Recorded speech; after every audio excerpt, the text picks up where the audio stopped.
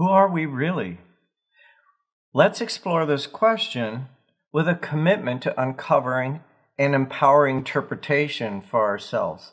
An interpretation leaves us being and acting effectively in life. And for whatever leadership project you may have, it is critical to the being of a leader and effective actions of leadership. This trip is going to get dark and ugly before light. Light as in the word enlightenment. So fasten your seatbelt. It's not personal. We're all in this together. My default I innocently turned the eye-level doorknob to my parents' bedroom door and walked in to discover them in the midst of an intimate adult moment. They moved faster than I had ever seen before. I was shocked and knew there was something terribly wrong. I immediately turned around, closed the door, and in that moment I became separate from my previously safe and secure world. I needed a strategy to deal with my break in belonging.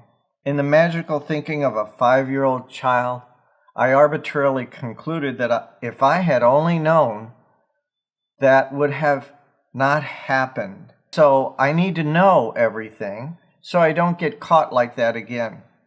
My illusion included that it would fix this break in belongings, so my life became about figuring out everything.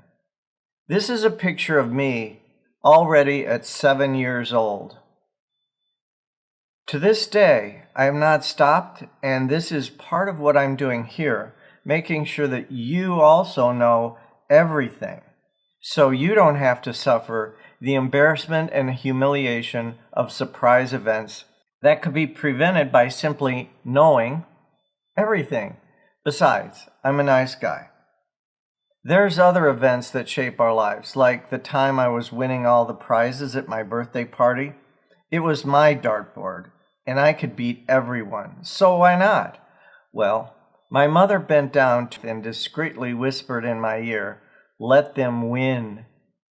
I was mortified and embarrassed, and from that day on, I made sure people around me always won. I became a nice guy. In high school, I could have gone on to be state champion in wrestling. Of course, I knew everything about it and used exotic pinning combinations the others had never heard of, such as the guillotine and the figure four grapevine. But my best friend was in my weight class, and his father was the coach, and it wouldn't be very nice if I didn't let him win.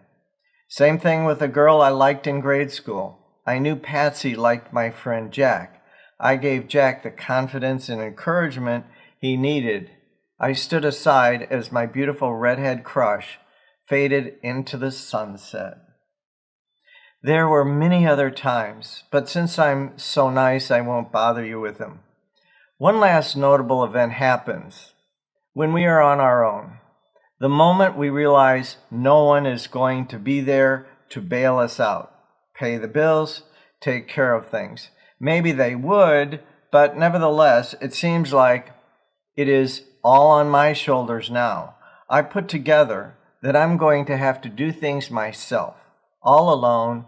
No cavalry is coming, and I am where the buck stops. I become the proverbial Lone Ranger.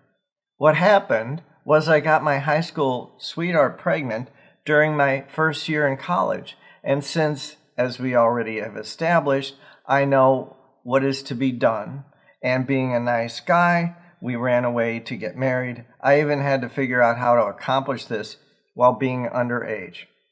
To spare you the soap operatic details, which are many and make an interesting story, my drama here is not the point. I became a figure-it-out nice guy that does it by himself. Smart, nice, alone. That's the way I wound up being. As you may have guessed, I have figured it out for all of us, being the nice guy that wound up being I admit I didn't do it all by myself, which is a shortcoming I will endure for your sake. We all do this. We were all too small, not enough, and didn't belong once upon a time. You don't have to believe me now, but just watch. We all have made compensations for being too small, not enough, and not belonging, and then we forgot that we did that. The good news is all you have to do is look around your life to figure out who you became by your ideals, habits, possessions, friends, education, and so on.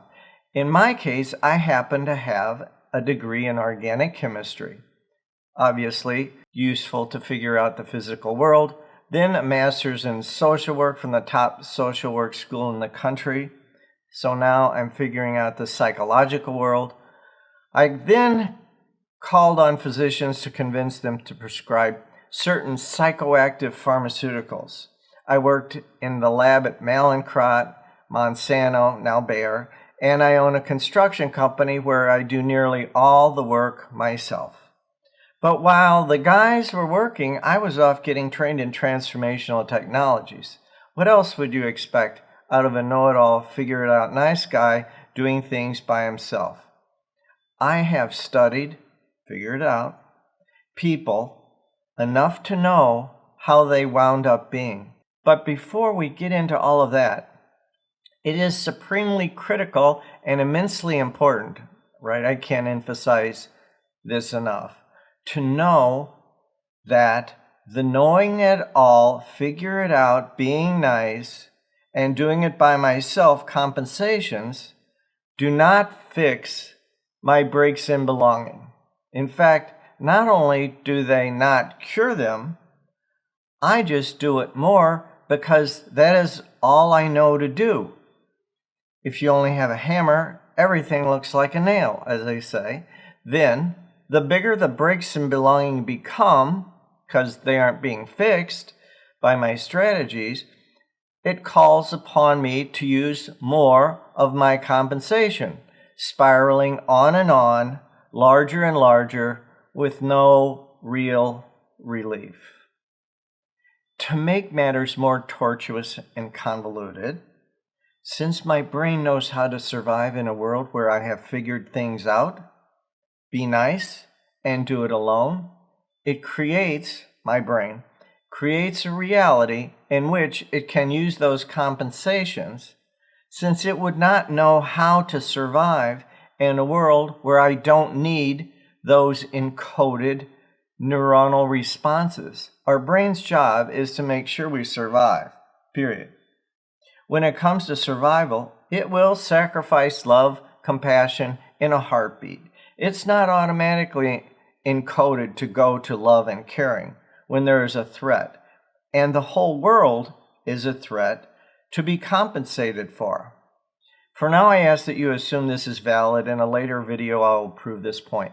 Every once in a while, we confront this bankrupt approach and have a meltdown, become unhinged, use psychoactive agents, drink or drug, do a Forrest Gump run, or worse.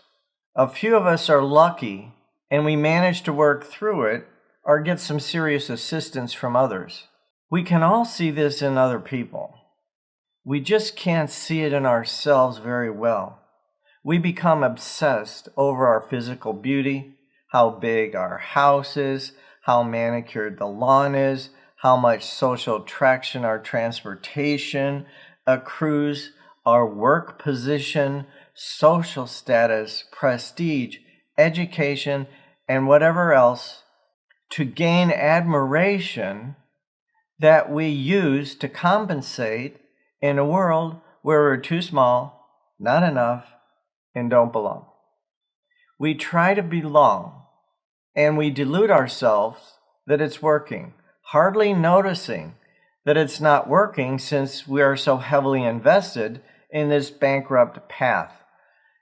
In our not being able to acknowledge that it doesn't work, we ultimately doom ourselves to the hamster wheel of life. The expression comes from somewhere, and it is celebrated in the movie Groundhog Day.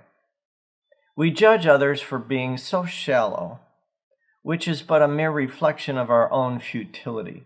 We begrudge the ones that are just a little bit too high on the ladder for somehow not belonging. We have a bit more tolerance for those that have similar pursuits, status, and ideals as we do, and you still know what we say behind their backs. Okay, I admit I'm being harsh to make a point. If we can rub our noses in it, it will provide a bigger opening later. If we defend against it, that is simply more of what I just distinguished. Of course, we all belong. We just have no experience of it. We all do the same stupid shit, and that makes us more alike than is apparent. We are all confronted with the same debacle, and the harder we try to get out, the more estranged we are to ourselves and others. Let's do an experiment to put a fine point on this. Escaping the point just ensures more of the same disempowering, stuck, survival-ish ways of being. So, in our experiment to drive the point home, pick an example from the ways in which we wound up being, to borrow a term of art from the Being a Leader course 2009. Let's say we consider ourselves to be our beauty, attractiveness, sexiness. Now, what happens when we get older? At some point, this will likely have to be confronted. If you are your beauty and you're no longer the stereotypical looker, a 10, that is a problem, and we are left disempowered. Our self disintegrates if we consider ourselves to be our beauty. Let's take our intelligence. At some point, we aren't as sharp as we used to be, and those other smart people around us are leaving us in the dust. Our chess ELO score falls and we're done. Or, once you reach the top, like Bobby Fischer did, that false self disintegrates. We can map this onto any way we wound up being. Pick any one of yours. If you can't see yours, use someone else's that you can see, and discover for yourself that any way of being that we put together to compensate for being too small, not enough, and not belonging, and we all did it, whether you know how you did it or not, you will end up self-disintegrating as long as you consider yourself to be those things you identify with that you put together unwittingly as a child.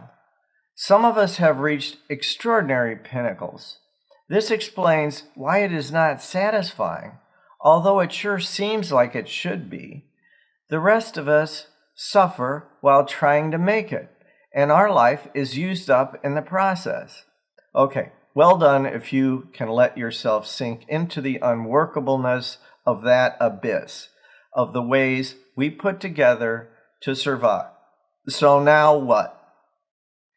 And, by the way, we will never stop using these strategies, except for one exception, which we will be covering after we put in a few more fundamental elements. Better to say, it is not going to stop using you anytime soon. Trying to get out is just as much of a trap. Just own it, embrace it, share it with others as I have done. There's nothing wrong, although it may seem like it. Our being authentic about it actually winds up being endearing and is one of the 4 foundational elements of being a leader and the effective exercise of leadership. There's one thing that will work to empower us in the face of these scripted ways of surviving.